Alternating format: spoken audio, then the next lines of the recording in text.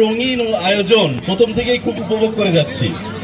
আজকে অনেক সম্মানিত ব্যক্তিবর্গ আছেন মঞ্চে, সবাইকেই শুভেচ্ছা জানাচ্ছি। আমাদের ইউনো মহোদয় আছেন, তারপরে আমাদের সঙ্গে আছেন পালস পরিবারের সদস্য, বাংলাদেশ জাতীয় জাদুঘরের সচিব মহোদয় আছেন এবং আরও যে কর্মকর্তাবৃন্দ আছেন, সবাইকে আবারও শুভেচ্ছা জানাচ্ছি আজকের উৎসবে। এবং আপনারা যারা আছেন, আপনারাই আজকের উৎসবের প্রাণ, আপনাদের সবাইকে জানাচ্ছি শুভেচ্ছা। এই মহাসাংগ্রাই উৎসবে আমার ব্যক্তিগতভাবে প্রথম অভিজ্ঞতা, যদিও আমি জানি, জেনেছি, শুনেছি, কিন্তু নিজে এসে দেখার আসলে একটা ভিন্ন মাত্রা থাকে।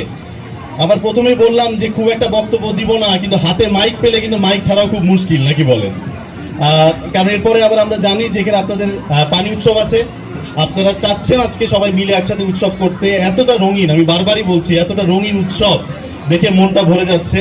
এবং সবচেয়ে যেটা ভালো লাগছে যে ভিন্ন জাতিগোষ্ঠীর মানুষ এসেছেন, নিজেদের মধ্যেও কিন্তু অনেক পার্থক্য আছে, সংস্কৃতির পার্থক্য আছে, ভাষার পার্থক্য আছে, কিন্তু একসাথে মিলে আপনারা যে উৎসবটা করতে পারছেন। আমি দেখছিলাম যে এক গোষ্ঠীর যখন একটা গান হচ্ছে, আমরা বাকিরা সবাই নাচছি এবং হাততালি দিচ্ছি, মানে কোনো না কোনোভাবে তো আমরা সংযোগ করতে পারছি, তাই না?